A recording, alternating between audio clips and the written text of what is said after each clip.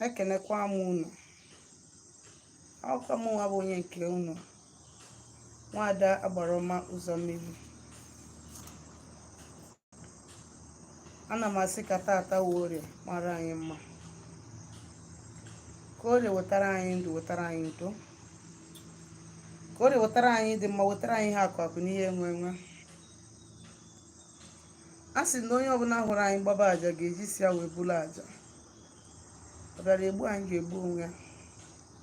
Ọ sị na ihe ọma ma mme n'ụzọ anyị ga-ewe na zee mmiri. Ụfọdụ ka m na-agọ n'isi anyị niile n'ofu n'ofu wee na-asị ka tata maala anyị mma. Ụkwụ anyị ji wee pụ nke anyị ga-eji wee bata ya aka ya mma. Wee na-asị niile na-agba anyị mgbe ukwuru na aja ana Igbo ga-ebudo ha ibu. Onye ọbụla na-ebo anyị ebubo ọjọọ, aja ana Igbo ga-ebo ya ebubo ọjọọ. Onye ọbụla na-agwọrọ anyị ajọ ọgwụ ya sa n'ọnụ, ọ sachaa ya anwụ. Onye ọbụla si na oke anyị ama nlu anyị aka, ọ ya fụrụ oke ya, ọ ya fụkwa n'aka ọ ya eji wee narịa.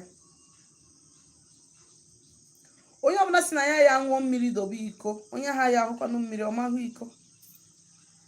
Ọfọ nnago n'isi anyị niile tata bụ Orie wee na-asị ka ọmaka meela anyị bido tata gaba ụbọchị Afọ, ụbọchị Nkwọ na ụbọchị Eke, n'ụbọchị na-anọ ọdịnala Igbo ise.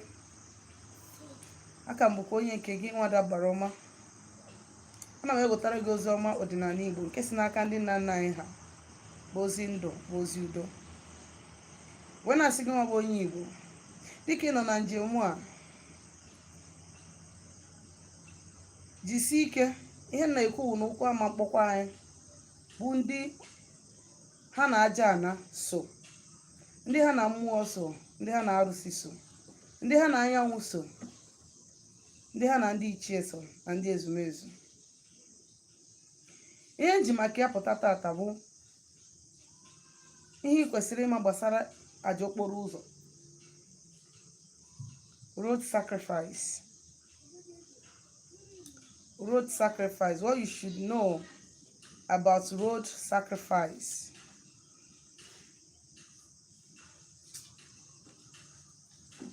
Aja ọbụla a na-achụ achụ nwere ihu na-abụ.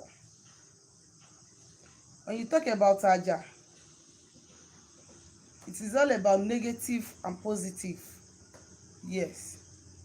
Maka na ka esi agbakwa ezigbo aja ka ndị ajọ mmadụ si agba ajọ aja.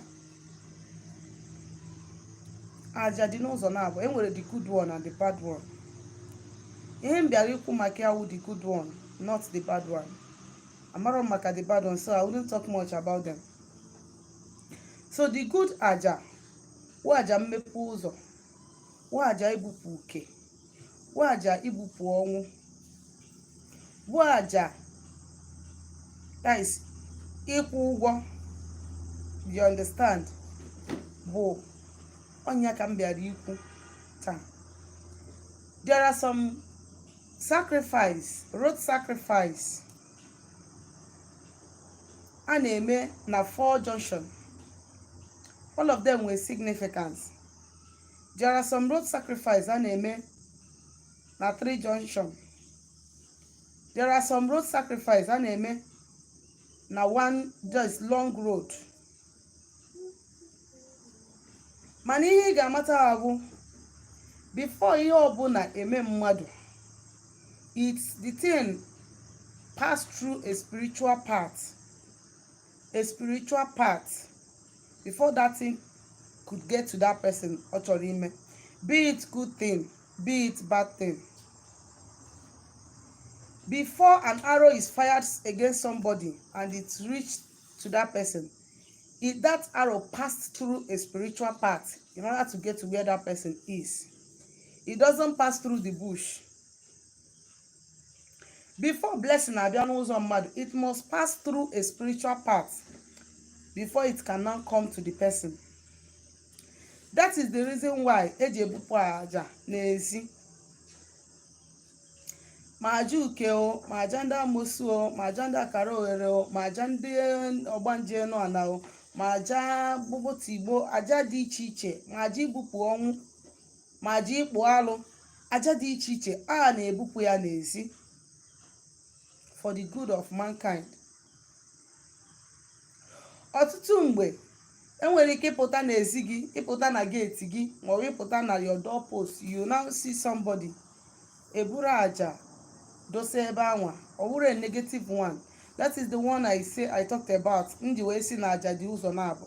But the one m bịara ịkụzi tata wụ the one ị ga-eme ka gịnị mee ka oke nwee ike rụ gị aka. Ndị mmadụ wụ aja ha na-achụkarị wụ aja mmiri. Ọtụtụ mgbe somebody asị gị ya memare na biko can you help me to carry aja to mmiri, buru m aja gaa na mmiri gaa kpeere m ilu ọma so that my blessing can come. But they don't know that before their blessings can come to them, even from the water, it must pass through the earthly road before it will get to that person spiritually. Ọ dị mkpa dịka onye Igbo ọ bụgodoro ụdị na ịrụchago ọrụ niile dị n'ụzọ gị, you have finished all your spiritual work, you understand, mana ị chọrọ ihe ị ga na-eme ka ụzọ ga ịnọkwa ijugoda fesi. Ndị ọgbọ m ha chọgo m ihe n'aka, should I give them something?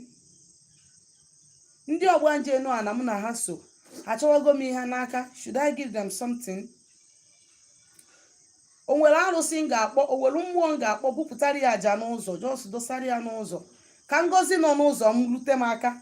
Because before you start experiencing disappointment, failure, hard luck in whatever you are doing, ọ mmụọ na-apụta kwuchi ụzọ data ihe ọma ji abịara gị.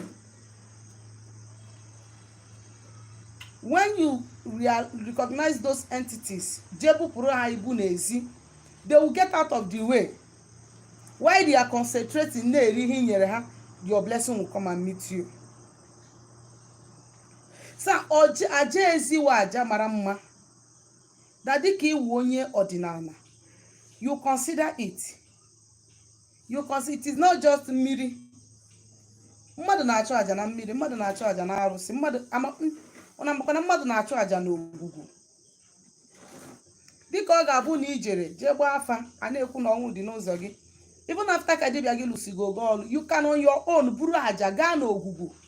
O nwere many obodo nwere ihe a na-akpọ ogwugwu. When you come to a particular village, you find a bush, maybe bụ pit, osisi puchana ya, things dị ebe ahụ, you know. Do you know that spirit lives there? Mmụọ bikwa ebe ahụ. You can as well carry things to that place, especially ọ bụrụ na ị na-enwe that ịkpata akpafuo. Maybe ịlụgo ọlụ, ị ka na-enwe igwe ego gị, you don't even know how you spend that money. You don't even know how that money run from your hand. Jee chọọ ogwugwu. Onwe ndị na-akpọ ya onunu, ka m kpọọ ya onunu, kọsa nwere ike si ogwugwu eche na ogwugwu nke alụsị. No, onunu. Look for onunu, buru aja jee ebe ahụ kwubie okwu si na bido tata na tata ị na-ebutara ndị nọ n'onunu n'ihe ọbụla bụ oke gị na-aba n'onunu. Whatever that belongs to you that is going down the pit, na bido tata gaba ka ngozi gị ru gị aka, ihe nweta gị ru gị aka, oke gị ru gị aka. The same way with aja okporo ụzọ, before nke nọ n'ogwugwu abịa ma ogwugwu apụọ n'ụzọ, even on the road where your blessing is coming from, on your spiritual path where your blessing is coming from, ogwugwu nwere ike si from nowhere pụta kwuchie ya kpam ọbanye. Onye ọ bụ ihe na-eme some people. Ha hụgo success, ha hụgo breakthrough, ha hụgo ya n'anya ha, but to grab that thing will now become problem because gịnị na enwere ogwugwu nọ n'ụzọ ha. There is a spiritual pit on their path. If you don't recognize them, it will be a problem for you. Maka gịnị ọ bụrụ ofu ebe ka a na-enene mmụọ. Ihe dị n'ọdịnala abụrụ ihe mmadụ ga-asị ọ dị indoctrinated. No. Ezumezu anyị na-ekwu maka ya. If you settle this one will come out. Ndị ga-aghọta ihe a na-ekwu ndị nwere ọkpụkpọ oku, ndị banyego n'ọlụ already, ndị dibịa na ndị nnukwu nwaanyị dị iche iche, ndị dibịa nwoke, dibịa nwaanyị, eze nwoke, eze nwaanyị dị iche iche. Ọ ha nwa banyegoro n'ihe a na-ekwu, ihe ga-aghọta ihe na-ekwu. ịghọta na enwere different ezumezu, ịghọta na enwere different mmụọ ma nke so gị na-amaghọ. And isetụlụọ a ọ bụ na ichetaghị bi ya pụta, isetụlụọ c ọ bụ na d nọ ya ichetara d will come out. Imagine wee je setụlụọ f isetụlụọ a will scatter everything. You understand? So ọ bụrụ na ị dịrọ used to, ọ depend ebe ibi o, because even ebe m nọ, ebe m si, ọ bụrụ ebe niile ka ị na-agba aja, enwere ebe a na-agba aja. You go outside the community, baa n'ime ọfịa, ịbaa n'ọfịa na ịyafụ ụzọ.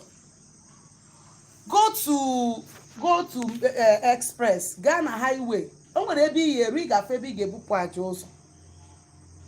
Don't tell me na ebe ibi you cannot do it. Ọ ka ịbịa bụrụ aja bịa busa n'iru gate onye ibibi ya. So aja ụzọ, road sacrifice dị mkpa maka gịnị? Na ọ na-emepe ụzọ.